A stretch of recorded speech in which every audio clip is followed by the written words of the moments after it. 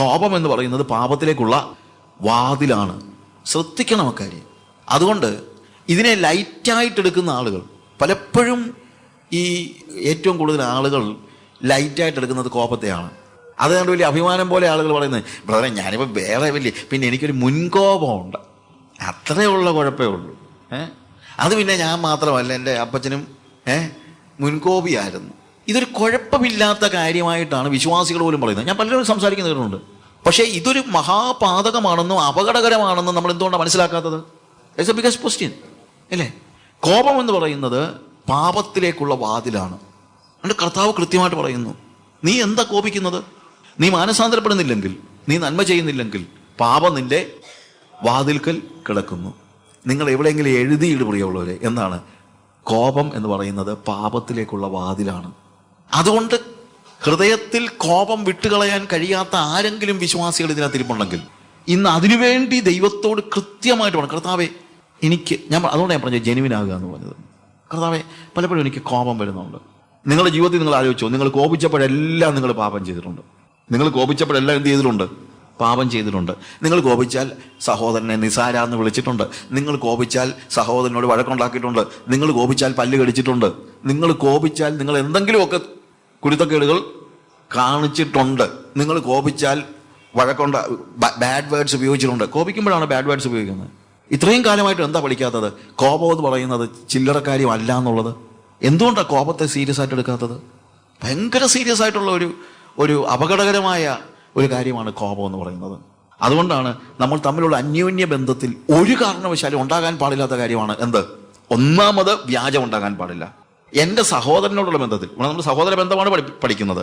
എൻ്റെ സഹോദരനോടുള്ള ബന്ധത്തിൽ എനിക്ക് ഒരിക്കലും ഇൻജെനുവിനിറ്റി ഉണ്ടാകാൻ പാടില്ല. I need to be genuine. അതാ കാരണം, ജെനുവിൻ അല്ലാത്ത ഒരുത്തിനെ കർത്താവിന് സഹായിക്കാൻ പോലും പറ്റില്ല.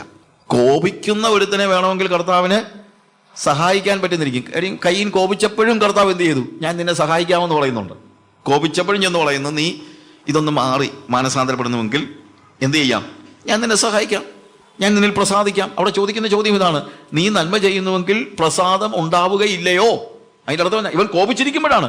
അവന് കോപം ഉണ്ടാകുന്നതിന് മുമ്പല്ല, കോപിച്ചപ്പോഴും, അവൻ കോപിച്ചിരിക്കുമ്പോഴും ദൈവം ചെന്നിട്ട് അവന് മാനസാന്തരപ്പെടുവാനുള്ള ഒരു സാധ്യത പറഞ്ഞു കൊടുക്കുന്നുണ്ട്.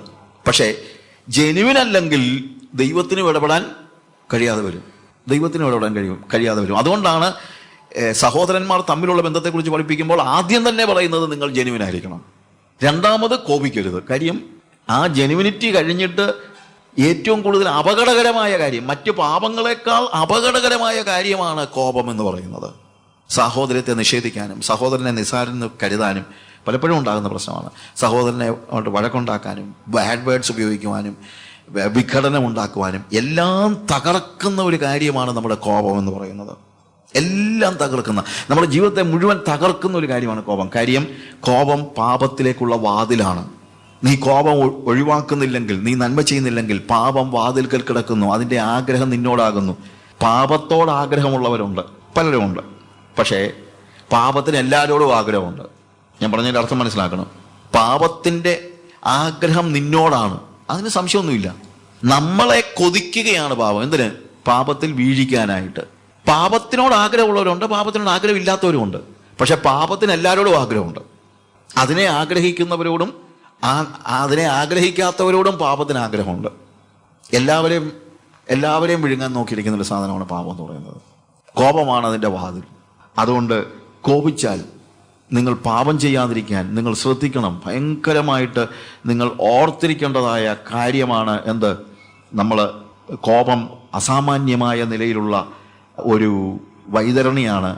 അതിനകത്ത് കോപം വെച്ചുകൊണ്ടിരിക്കരുത് എന്നുള്ളതാണ്. കോപം വെച്ചുകൊണ്ടിരിക്കരുത്. കിടക്കയിലേക്കൊന്ന് പോകാനായിട്ട് സമ്മതിക്കരുത്. അതും വെച്ചുകൊണ്ട് കിടക്ക വരെ പോകാനായിട്ടുള്ള ഒരു അനുവാദം ഒരിക്കലും ഉണ്ടാകരുത്. ഇവിടെ റാത്തിന്റെ ഒരു സ്റ്റേജിൽ വന്നാൽ പോയി. അതായത് എൻ്റെ സഹോദരനോട് ക്രോധം വന്നു കഴിഞ്ഞാൽ തീർന്നു, നിങ്ങൾ പാപത്തിൽ വീണുപോയി കഴിഞ്ഞു. പക്ഷേ ദുഃഖം കൊണ്ടുള്ള ഒരു കോപമാണെങ്കിൽ പോലും, ഒരു നീരസമാണെങ്കിൽ പോലും എന്ത് ചെയ്യാൻ പാടില്ല? കിടക്ക വരെ പോകരുത്. കാരണം പിന്നെ നിങ്ങൾക്ക് രക്ഷപ്പെടാൻ കഴിയാത്തൊരവസരം. അവിടെയാണ് പറയുന്നത് പിശാചിന് ഇടം കൊടുക്കരുത്.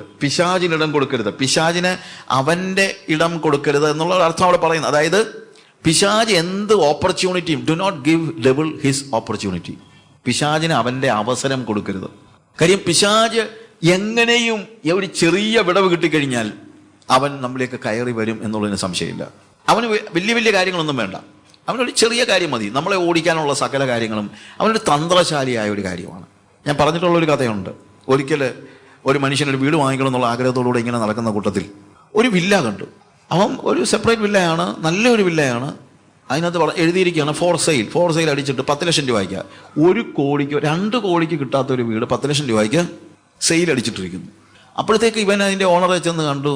ശരിയാണോ, നിങ്ങളിത് വിൽക്കാനിട്ടിരിക്കുകയാണ്? യെസ്. അതിൻ്റെ വില എന്താ? അവിടെ വില എഴുതി വെച്ചിട്ടുണ്ടല്ലോ. 10 ലക്ഷം ഉള്ളൂ. യെസ്, അവിടെ എഴുതി വെച്ചിരിക്കുന്നല്ലേ. So I can have this house. ഒരു കുഴപ്പമില്ല, 10 ലക്ഷം രൂപ അഡ്വാൻസ് താ, നിങ്ങൾക്ക് എപ്പോഴാണ് എഴുതണമെന്ന് വെച്ചാൽ എഴുതിക്കൂ. പിന്നെ ഒരു കണ്ടീഷനുണ്ട്. എന്താണ് കണ്ടീഷൻ? ആ ഡ്രോയിങ് റൂമിൽ ഞാനൊരു ആണി അടിക്കും. ആ ആണി എൻ്റെ ആയിരിക്കും. അപ്പോൾ ഈ മനുഷ്യൻ ചിന്തിച്ചടാ, 2 കോടി രൂപ വിലയുള്ള ഒരു സാധനം 10 ലക്ഷം രൂപയ്ക്ക് കിട്ടി. ഇവൻ എന്ത് മാത്രമേ ചോദിക്കുന്നുള്ളൂ? ഒരാണി അടിക്കാനുള്ള സ്ഥലം. അയാൾ ആണിയോ എന്തോലും അടിച്ചോട്ട്. അയാൾ പറഞ്ഞു അത് കുഴപ്പമില്ല, ഒരാണിയല്ലേ, നിങ്ങൾ അടിച്ചു. അപ്പം 10 ലക്ഷം രൂപ കൊടുത്തു. ഈ വീട് അവൻ വിലയ്ക്ക് വാങ്ങി. അപ്പം വിലയ്ക്ക് വാങ്ങി ഇതിനകത്ത് പ്രത്യേകിച്ച് എഴുതി ചേർത്ത് എന്താ, ഡ്രോയിങ് റൂമിൽ ഉള്ള ആ സ്റ്റെയർ കേസിൻ്റെ സൈഡിലുള്ള ആണി എൻ്റെ വകയായിരിക്കും. എന്നിട്ട് അയാൾ പറഞ്ഞു ഈ ആണിയെ തൊട്ട് പോകരുത്, എനിക്ക് എപ്പോഴും അങ്ങോട്ടുള്ള ആക്സസും എനിക്ക് വേണം. ഏതാ, ഈ ആണിയിലേക്കുള്ള ആക്സസും വേണം. അത് എഴുതി വെച്ചിട്ടുണ്ട്. അപ്പോൾ അവിടെ വന്ന് താമസം തുടങ്ങി. വലിയ കുഴപ്പമൊന്നുമില്ല. 1 ആഴ്ചയായി, 2 ആഴ്ചയായി. അവർ 2 ആഴ്ച കഴിഞ്ഞ ഒരു സമയത്ത് പഴയ ഓണർ വന്നിട്ട് ചോദിച്ചു, എങ്ങനെയുണ്ട് കാര്യങ്ങളൊക്കെ? എല്ലാം നന്നായി പോന്നു. എന്നെ പറഞ്ഞു വളരെ നന്നായിട്ട് പോകുന്നു, കുഴപ്പമൊന്നുമില്ല, വളരെ സന്തോഷമായിരിക്കുന്നു.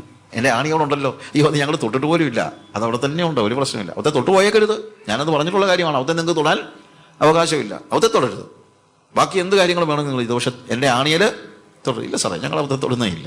എവിടെയാണ് ഞാൻ നോക്കട്ടെ എന്ന് പറഞ്ഞ് അയാൾ കയ്യിലുണ്ടായിരുന്ന ഒരു പഴയ പ്ലാസ്റ്റിക് സഞ്ചിക്കകത്തുനിന്ന് ഒരു ചത്ത എലിയെ അവിടെ തൂക്കിയിട്ടു. ഇതെന്ത് സാറേ കാണിക്കുന്നത്? എന്നെ പറഞ്ഞു, അല്ല ഈ ആണി എൻ്റെ വകയല്ലേ, ഇതിൽ എനിക്ക് എന്ത് വേണമെങ്കിലും കാണിക്കാം. ഇല്ല സാറേ, ഇത് ചത്ത എലിയല്ലേ, ഇതിന് നാറത്തില്ലേ?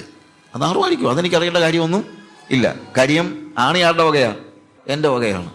ഇവരാകെപ്പാടെ പക്ഷേ എന്തൊരു ഡ്രോയിങ് റൂമിൽ മോളോട് കയറാൻ പോലും പറ്റിയല്ല. എന്താ, നാറ്റം സഹിച്ചുകൊണ്ട് അവിടെ ഇരിക്കാനും പറ്റുന്നില്ല, മോളിൽ പോകാനും പറ്റുന്നില്ല. വല്ലാത്ത ഒരു സ്റ്റേജ്. എന്തൊരു കഷ്ടമാണെന്ന് പറയാൻ. തൊടാൻ പറ്റുമോ? കാര്യം എഗ്രിമെൻറ്റിനകത്ത് എഴുതിയിട്ടുണ്ട് ഈ ആണിയിലേക്കുള്ള ആക്സസും ഉണ്ട്. ഈ ആണി പഴയ ഓണറിൻ്റെ വകയാണ്. കടിച്ച് പിടിച്ച് 2 ദിവസമായി 3 ദിവസമായി ഒരാഴ്ചയായി. ഈ ഒരാഴ്ചയായിട്ട് സഹിക്കാൻ പറ്റാതിരിക്കുന്ന കൂട്ടത്തിൽ അയാൾ പിന്നെയും വന്നു. എങ്ങനെയുണ്ട് എൻ്റെ സാറേ, എന്തോ ഉണ്ടെന്ന് എന്തോ ചോദിക്കുന്നത്? നിങ്ങൾ ഇതിനെ എലിയെ ഇവിടെ കൊണ്ട് കെട്ടി തൂക്കിയിട്ട് കഴിഞ്ഞിട്ട് പിന്നെ എങ്ങനെ ഞങ്ങളിവിടെ എങ്ങനെ ജീവിക്കുന്നത്? അതൊന്നും എനിക്ക് അറിയേണ്ട കാര്യമില്ല. നമ്മുടെ എഗ്രിമെൻറ്റിനകത്ത് എന്തോ ഉണ്ട്, ആണി എൻ്റെ വകയാണ്. അയാൾ വന്നു, ആ എലിയെ അഴിച്ചെടുത്തു. ആശ്വാസമായി. പക്ഷേ അഴിച്ചെടുത്ത സ്ഥലത്തേക്ക് ഒരു ചത്ത പാമ്പിനെ കൊണ്ട് കെട്ടി തൂക്കിയിട്ടു. അപ്പോൾ സാറേ ഇതെന്തോ? ഇതൊരു ചത്ത പാമ്പ്. ഇവിടത്തെ കെട്ടി തൂക്കിയിട്ട് കഴിഞ്ഞാൽ എങ്ങനെയാണ്? അത് ആണി ആളുടെ വകയാണ്.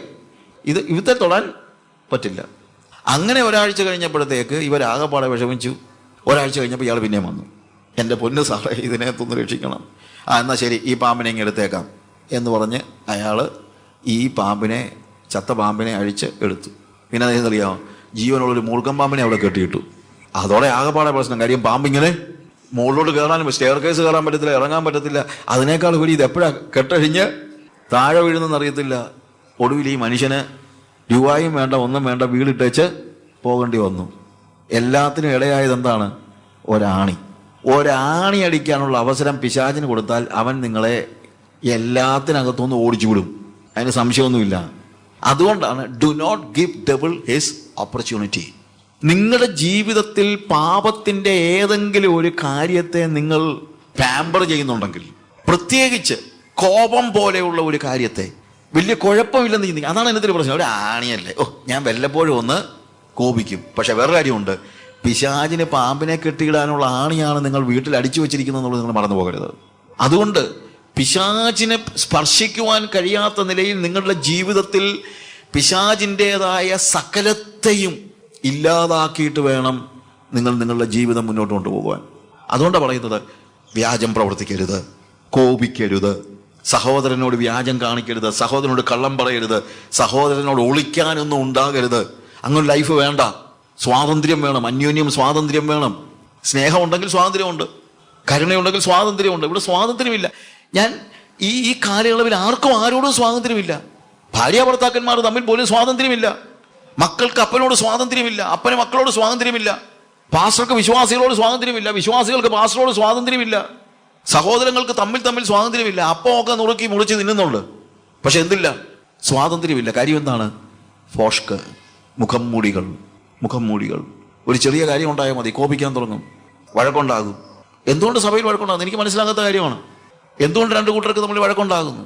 ഒരു കാര്യമേ ഉള്ളൂ, നമ്മൾ യഥാർത്ഥത്തിൽ നമ്മൾ ആരാണെന്നുള്ളത് മനസ്സിലാക്കുന്നില്ല. 4-ാം അധ്യായത്തിന്റെ 28-ാമത്തെ വാക്യം വായിക്കുമ്പോൾ, കള്ളൻ ഇനി കക്കാതെ മുട്ടുള്ളവന് ദാനം ചെയ്യുവാൻ ഉണ്ടാകേണ്ടതിന് കൈകൊണ്ട് നല്ലത് പ്രവർത്തിച്ച് അധ്വാനിക്കുക അത്രേ വേണ്ടത്. ഇത് വായിച്ചപ്പോഴത്തേക്ക് ഞാൻ ആലോചിച്ചാടാ, അപ്പോൾ എഫേസ്യ സഭയിൽ കള്ളന്മാരും ഉണ്ടോ, കോപിക്കുന്നവരുണ്ടെന്നൊക്കെ പറയുന്നത് പിന്നെ നമുക്കൊന്ന് മനസ്സിലാക്കാം. ഇപ്പൊ ഇതിനകത്ത് ആരും ഉണ്ടെന്നാണ് പറഞ്ഞിരിക്കുന്നത്, കള്ളന്മാര്. എന്താ ഇവിടെ കള്ളന്മാരെന്ന് പറയുന്നത്? കള്ളന്മാരെന്ന് പറയുന്നത് മോഷ്ടാക്കൾ എന്നുള്ള അർത്ഥത്തിൽ മാത്രമല്ല ഇവിടെ ഉദ്ദേശിക്കുന്നത്. മോഷ്ടാക്കളാണ്, പക്ഷേ രാത്രി കയറി മോഷ്ടിക്കുന്ന കാര്യത്തെക്കുറിച്ചല്ല ഇവിടെ പറയുന്നത്. എന്താണെന്നറിയാമോ? സാധനം മോഷ്ടിക്കുന്ന കാര്യമല്ല. When I am making use of my brother, എൻ്റെ സഹോദരനെ ഞാൻ അന്യായമായി ഉപയോഗിക്കാൻ തുടങ്ങുമ്പോൾ, ആ സഹോദരനിൽ നിന്ന് ലാഭം ഉണ്ടാക്കാൻ ഞാൻ പരിശ്രമിക്കുമ്പോൾ, ഞാൻ ശരിക്കും പറഞ്ഞു കഴിഞ്ഞാൽ എന്താണ്? എൻ്റെ സഹോദരനെ ഞാൻ എന്ത് ചെയ്യാണ്? കവർച്ച ചെയ്യുകയാണ്, മോഷ്ടിക്കുകയാണ്. പോൾ പറയുകയാണ്, അവിടെ ഉപയോഗിച്ചിരിക്കുന്ന വാക്ക് താഴോട്ട് വായിക്കുമ്പോൾ, അതുകൊണ്ടെന്നാണ് കള്ളൻ ഇനി കക്കാതെ മുട്ടുള്ളവന് ദാനം ചെയ്യുവാൻ ഉണ്ടാകേണ്ടതിന് കൈകൊണ്ട് നല്ലത് പ്രവർത്തിച്ച് അധ്വാനിക്കുക അത്രേ വേണ്ടത്. നോക്ക്, മറ്റുള്ളവരെ കൊണ്ട് ജീവിക്കുന്ന പരാന്നജീവികൾ നമ്മൾ സാധാരണ പറയും, ഇത്തിക്കണ്ണികൾ എന്നൊക്കെ നമ്മൾ പറയും. അതായത് വേര് മണ്ണിലേക്ക് കിടക്കാനെന്നവർക്ക് വയ്യ, അവര് എന്താണ്, മണ്ണിൽ വേരുള്ള വൃക്ഷത്തിലാണ് അവരെന്തിറക്കുന്നത്? വേരെടുക്കുന്നത്. ഇതുപോലെ മറ്റുള്ളവരെ ഉപയോഗിക്കുന്നവരായ ആളുകൾ ദൈവസഭയിൽ ഉണ്ടാകുവാൻ പാടില്ല. ഇന്നത്തെ ഒരു വലിയ പ്രശ്നം അതാണ്, മറ്റുള്ളവരെ ഉപയോഗിക്കുന്ന ആളുകൾ. അതും പ്രത്യേകിച്ചും ഒരാൾ കാണിക്കുന്ന കരുണയെയും മറ്റുള്ള കാര്യത്തെയൊക്കെ അവരെന്ത് ചെയ്യുന്നു? യൂസ് ചെയ്യുന്നു, മുതലെടുക്കുന്നു. കറക്റ്റ്.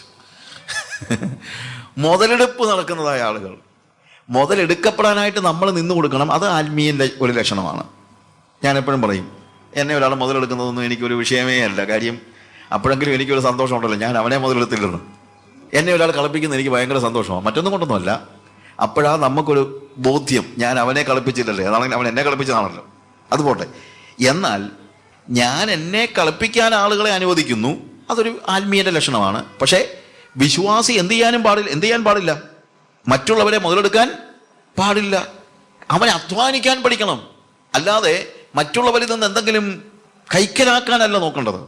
ചില ആളുകളുണ്ട് കണ്ടിന്യൂസ് ആയിട്ട് മറ്റുള്ളവരെ കൊണ്ട് ജീവിക്കാൻ ഉദ്ദേശിക്കുന്നവരായ ആളുകൾ. എൻ്റെ സിസ്റ്ററിലോയും ഹസ്ബൻഡും ഒറീസായിൽ സുവിശേഷ വേലയാണ്. അവരുടെ വീടിൻ്റെ താഴെ ഈ സൈക്കിൾ റിക്ഷ ഓടിക്കുന്ന കുറച്ച് പേരാ താമസിക്കുന്നത്. അതിനകത്ത് ഒരു സൈക്കിൾ റിക്ഷ ഓടിക്കുന്ന ഒരുത്തൻ്റെ കാല് കുപ്പിച്ചിലുകൊണ്ട് മുറിഞ്ഞു കഴിഞ്ഞപ്പോഴത്തേക്ക് എൻ്റെ സിസ്റ്ററിലോ ഹസ്ബൻഡിനോട് പറഞ്ഞു, അപ്പം നമുക്കൊരു കാര്യം ചെയ്യാം, അവർക്ക് കുറച്ച് പൈസ കൊണ്ട് കൊടുക്കാം. കാര്യം അയാൾക്ക് ജോലിക്ക് പോകാൻ പറ്റുന്നില്ല, ഈ സൈക്കിൾ റിക്ഷ ചവിട്ടണമല്ലോ, കാര്യം കാല് മുറിഞ്ഞിരിക്കുകയാണല്ലോ, സൈക്കിൾ റിക്ഷ ചവിട്ടണമല്ലോ, അയാൾക്ക് ചവിട്ടാൻ പറ്റുന്നില്ല, അതുകൊണ്ട് നമുക്ക് കുറച്ച് പൈസ കൊണ്ട് കൊടുക്കാം. അപ്പോൾ ഹസ്ബൻഡ് പറഞ്ഞു, ഇനി പൈസ കൊടുത്തു കഴിഞ്ഞാൽ അവൻ കൊണ്ടുപോയി കള്ളു കുടിക്കത്തേ ഉള്ളൂ, നമുക്കൊരു കാര്യം ചെയ്യാം, നമുക്കൊരു 10 കിലോ അരി, 10 കിലോ 25 കിലോ അരി വാങ്ങിച്ചു കൊടുക്കാം, അതാകുമ്പോൾ അവനൊന്നും അല്ലെങ്കിൽ കഞ്ഞി കുടിച്ച് കിടന്നോളുമല്ലോ. അവർ 15-20 കിലോ അരി വാങ്ങിച്ച് അവിടെ കൊണ്ട് കൊടുത്തു. അപ്പം 2 ദിവസമായി 3 ദിവസമായി ഇയാളുടെ കാല് പെട്ടെന്ന് തന്നെ കരിഞ്ഞു. അയാൾ സൈക്കിൾ റിക്ഷ ചവിട്ടാനൊക്കെ തുടങ്ങി. ഒരാഴ്ച കഴിഞ്ഞു. അപ്പം ഇപ്പോൾ അയാൾ എന്ത് ചെയ്യുന്നുണ്ട്? സൈക്കിൾ റിക്ഷ ചവിട്ടി പോകുന്നുണ്ട്. അങ്ങനെ ഇരിക്കെ ഒരു ദിവസം ഈ സൈക്കിൾ റിക്ഷക്കാരൻ്റെ ഭാര്യ കതകിന് കൊട്ടിയപ്പോൾ ഇവർ കഥ തുറന്നു. എന്ത് പറ്റി? അരി തീർന്നു. അപ്പം അവർ ചിന്തിക്കുന്ന എന്താണ്? ഇനിയിപ്പോൾ എന്ത് ചെയ്തോണം? എല്ലാ ആഴ്ചയിലും അരി കൊണ്ട് കൊടുക്കുക എന്നുള്ളത് ആരുടെ ചുമതലയാണ്? പാസ്റ്ററുടെ ചുമതല. ഇനി പാസ്റ്റർ വേണം എന്ത് കൊടുക്കാൻ? അരി കൊടുക്കാൻ. അരി തീർന്നു. അങ്ങനെയുള്ള ഒത്തിരി പേര് സഭയിലുണ്ട്, മറ്റുള്ളവരെ കൊണ്ട് ജീവിക്കാൻ ഇഷ്ടപ്പെടുന്ന ആളുകൾ. പോൾ പറയാം, നിർത്തി പരിപാടി, നീ അധ്വാനിക്കാൻ പഠിക്കും. അധ്വാനിക്കുക എന്ന് പറഞ്ഞ ഒരു ചില്ലറ കാര്യം, ഒരു മോശം കാര്യമൊന്നുമല്ല. ദൈവത്തിൻ്റെ കൽപ്പനയുടെ ആദ്യ കൽപ്പനകളുടെ കൂട്ടത്തിലുള്ള ഒരു കാര്യമാണ് ശരിക്കും പറഞ്ഞാൽ. അതായത് ആദമിനെയും ഹവ്വയെയും സൃഷ്ടിച്ചു കഴിഞ്ഞിട്ട് ആദ്യം ദൈവം അവരോട് പറഞ്ഞതെന്നറിയാമോ? പോയി പണിയെടുക്കാനാ. ഏദൻ തോട്ടത്തിൽ തോട്ടം കാപ്പാനും അതിൽ വേല ചെയ്യുവാനും എന്ത് ചെയ്തു? ആദമിനെ ഹവ്വയെയും ആക്കി. അധ്വാനിക്കുക എന്ന് പറയുന്നത് ദൈവികമായ ഒരു കൽപ്പനയാണ്. അതിനകത്ത് ഭയങ്കര സുഖമുണ്ട്. നമ്മളെല്ലാവരെയും അധ്വാനിക്കാൻ പ്രോത്സാഹിപ്പിക്കണം, അധ്വാനിക്കാൻ പഠിക്കണം. നമ്മൾ അധ്വാനിക്കണം. അതിപ്പം കൈകൊണ്ട് അധ്വാനിക്കുന്നോ തലകൊണ്ട് അധ്വാനിക്കുന്നോ എന്നുള്ള വേറെ കാര്യം. പക്ഷെ അധ്വാനിക്കണം. അതിന് സുവിശേഷ വേലക്കാരനാണെങ്കിലും അധ്വാനിക്കുന്നവനായിരിക്കണം. സുവിശേഷ വേലക്കാരൻ വാഴ നടണമെന്നോ കപ്പ നടണമെന്നോ അവിടെ നടണമെന്നോ അല്ല ഞാൻ പറയുന്നത്. സുവിശേഷ വേലയിലാണെങ്കിലും അവൻ എന്ത് ചെയ്യണം? അധ്വാനിക്കണം. അല്ലാതെ രാവിലെ തൊട്ട് വൈകുന്നേരം വരെ മിണ്ടാതിരിക്കുന്നതോ അല്ലെങ്കിൽ ഒരു പണിയും എടുക്കാതിരിക്കുന്നതല്ല ഫുൾ ടൈം ജോലി എന്ന് പറയുന്നത്. ചിലരുടെ ചിന്ത ഫുൾ ടൈം മിനിസ്ട്രി എന്ന് പറഞ്ഞാൽ എന്താണെന്ന് ചോദിച്ചു കഴിഞ്ഞാൽ വേറെ പണിയൊന്നും ചെയ്യാത്തവൻ എന്താണ് ഫുൾ ടൈം. അത് ഫുൾ ടൈം അല്ല. ഫുൾ ടൈം മിനിസ്ട്രി ആണെങ്കിൽ ഫുൾ ടൈം സുവിശേഷ വേലയെങ്കിലും ചെയ്യണം.